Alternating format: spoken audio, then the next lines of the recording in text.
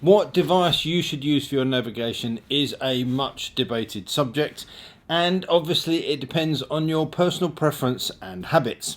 Some people, me included, like a good old-fashioned GPS navigation unit. They're designed to do one thing and one thing only, and they tend to do that very well. My Garmin XT2 has served me as a navigation device for thousands of miles, and it's pretty much my go-to whenever I'm traveling short trips or long trips. If I'm riding something a little bit more retro or custom, or I just want a smaller footprint and the handlebars, then I'll use a Beeline Moto 2.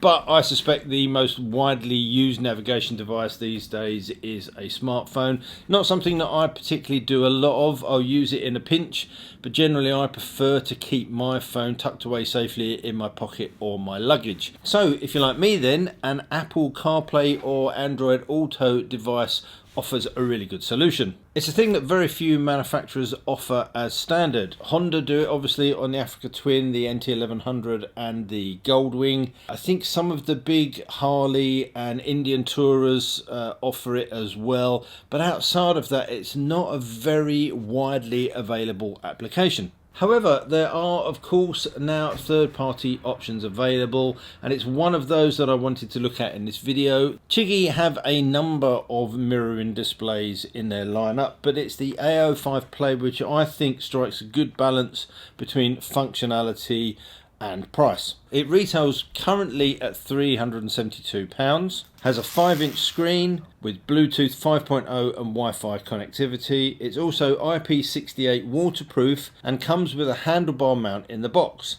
There are optional crossbar, full stem and RAM mounts available as accessories. The power lead is switchable, allowing you to connect directly to battery terminals or to a USB-A power supply. And the other thing worth mentioning is that there is actually 7 GB of available storage built into the device too. It is a very neat little unit, and it's much better made than I expected. I was thinking it would be a little bit plasticky, but it's not at all. It's got a nice solid feel to it, a real sort of premium piece of kit. Setup is easy. After initially connecting it to a Wi-Fi network and running any available firmware updates, you simply connect it to your phone via Bluetooth and boom, you're done. The handlebar mount is simple to fix with a number of different bar diameter sleeves. The required tools are also included in the box, and the mount has a robust aluminium construction. The device itself can be controlled via its touch screen or buttons on the top. If you're mounting it above your screen, for example, there is also a Bluetooth remote control available which allows access from the bars. The AIO-5 powers up when the ignition is switched on and immediately connects to the previously paired phone. It is very quick indeed. You then have 3 screens available. This one shows speed, trip details, compass heading, time, sunset and tyre pressures if you have fitted the optional sensors. More on that later. Along the bottom of the screen you have icons for your CarPlay, an alternative screen layout and the settings menu. Settings gives you control over the display, the storage facility, all of the features, language, time and system updates. I'm pretty sure I don't need to take you guys through what Apple CarPlay or Android Auto is, so let's get out on the road and see this in action. Okay, so let's just give it its first test. Now I've already connected my phone to my comms unit and to the Chigee.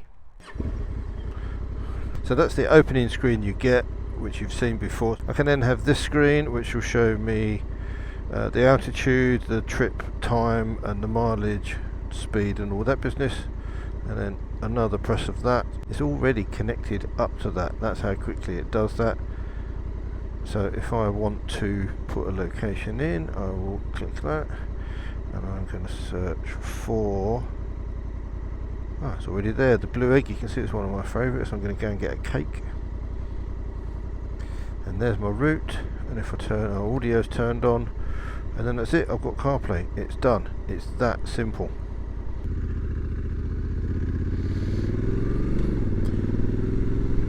You can use all sorts of, or any phone app on here for navigation, so whatever it may be, or any CarPlay or Android Auto compatible app, put it that way. I've got Waze on here, I've got Scenic on here, I think I've got TomTom. I haven't yet tried anything with Kalimoto.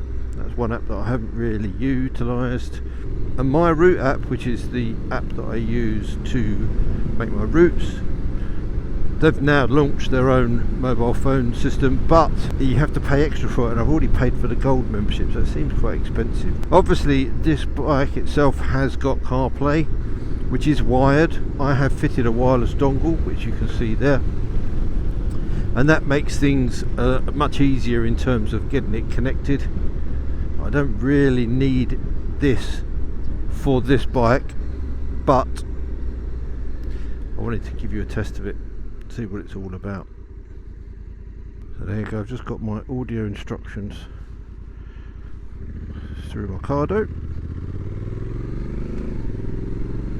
That all seems to be working very nicely. Very clear, very easy to read. Touch sensitivity is good. I can operate it with my gloves, and that's what I'm going to do to switch the sound off, because when I'm talking to you, it's annoying, it's distracting me. But as you can see, even with these gloves, I've got nothing special on the tips of those. You've got that touch screen sensitivity. Nice and easy to mount. It comes with the arm. You can get it in a pretty decent position. I did actually have it set up so that it was on the bars down here. It's very neat and tidy, but I thought it's going to be easier to have it, you know, in the line of sight here. Wouldn't necessarily be the easiest place to see it with this camera down the bottom there.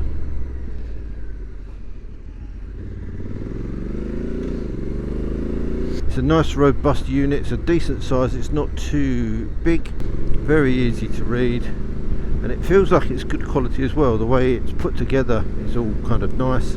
Not a lot of plastic going on with it. Even the bracket is all aluminium, and it does exactly what it says on the tin. If you don't have comms units, it doesn't matter. You could, if you just want the visual aid, it will still switch on and work. It's good. It's a good system. If you are the sort of person that uses phone apps for your navigation but doesn't want to have your phone out in a mount, absolutely perfect. Okay, so first test very good. What I'll do now is I'll carry on to the Blue Egg, get myself a nice piece of their delicious cake, because their cakes are absolutely fantastic and I've not had any lunch. And then what I'll do is I'll fit the Bluetooth remote and the tyre pressure monitors, but as I say, it does exactly what it's meant to do. The screen is really clear. The instructions are to connect it all up are easy. You can connect it to your phone very, very quickly. And yeah, I'm impressed. And here we are, just approaching at the Blue Egg. If you've never been to the Blue Egg, I'll leave a link in the description. I know it's nothing to do with this video, but it's a fantastic place to come out for a breakfast or lunch. And they do have a range, well, you'll see, they'll have a range of cakes which are hard to resist. If I'm out this way and I've got a bag on, I will stop and shove something in my bag.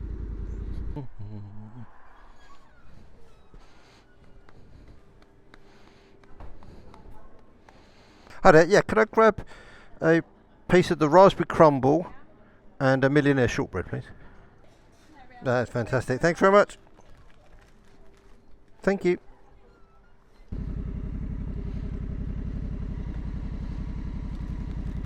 I have the goods.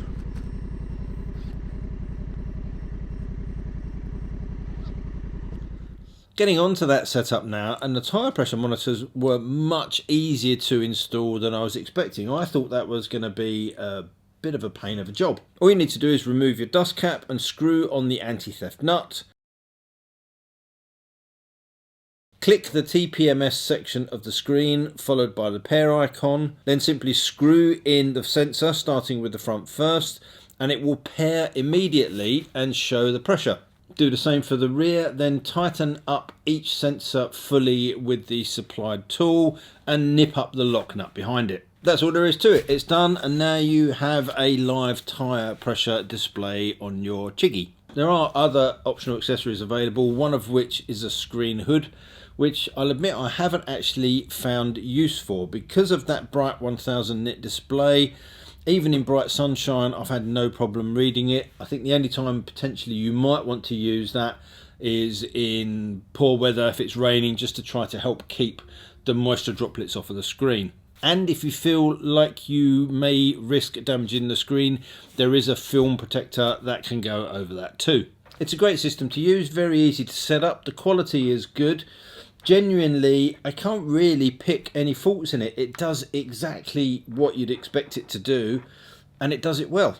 So if you're one of those people that wants to use the navigation apps available on a phone but don't want to have your phone out mounted in an exposed area, then these type of devices I think are an excellent solution.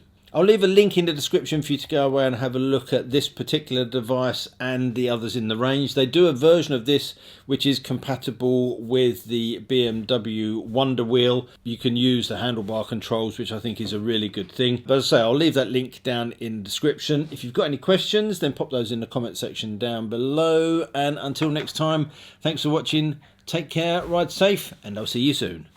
Bye.